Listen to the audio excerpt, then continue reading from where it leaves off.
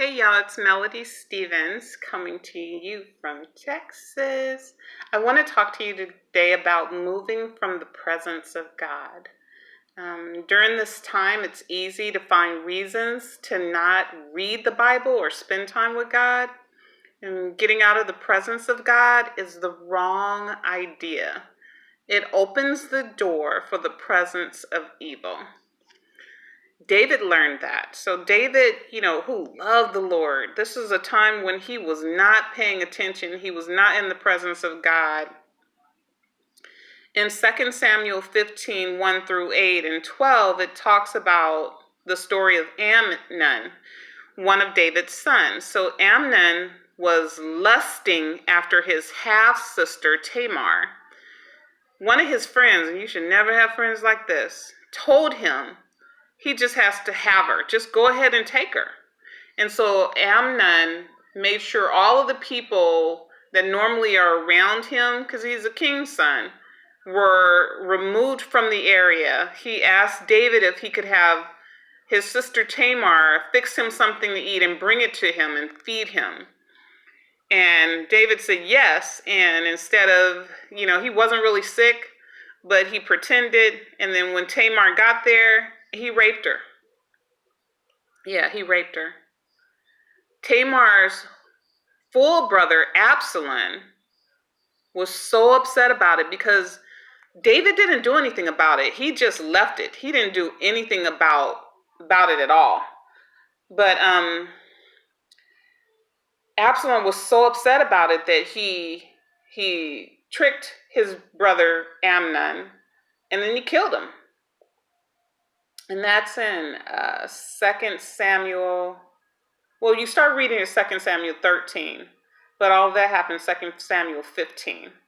And then after Absalom killed him, Absalom flees. So that's where I'm at right now in verse 18. 18 is where he dies. But Absalom flees, and he leaves the kingdom,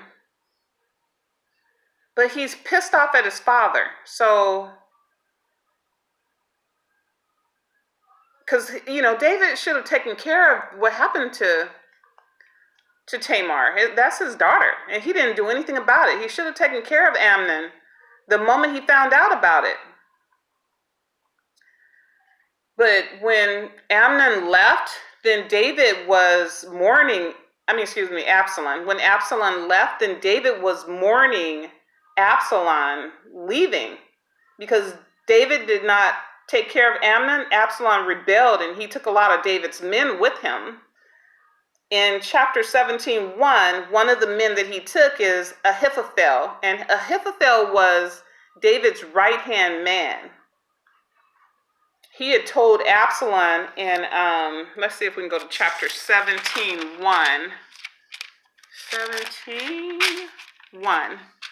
Ahithophel said unto Absalom, let me now choose out 12,000 men, and I will arise and pursue after David this night, and I will come upon him while he is weary and weak-handed, and will make him afraid, and all the people are with him shall flee, and I will smite the king only.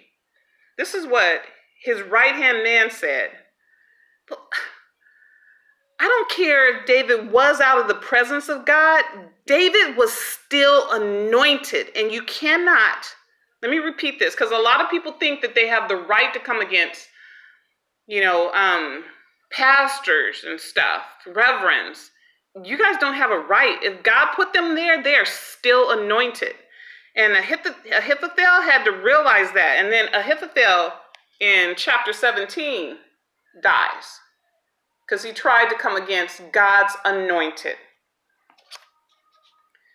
So, and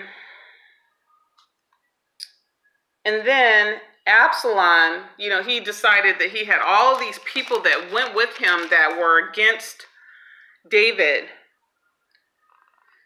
And all of the people that were against David, David went to war against them, and David won.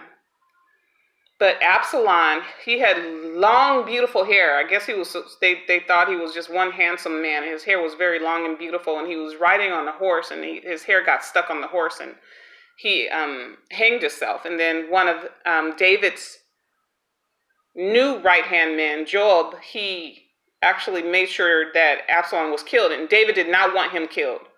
If he died on his own, that was one thing, but because he felt like that God, allowed that to happen. But to go and kill David's son, Absalom, he did not want that. And so Joab had him killed, and when Joab did that, then David had Joab taken care of as well. But I just want to make it clear that first, as a parent, you need to handle stuff.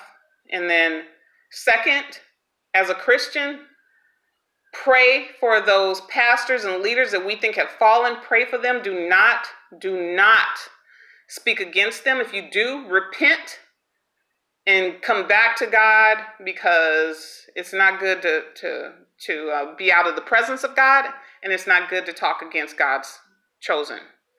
This is Melody Stevens saying goodbye for now. Love y'all.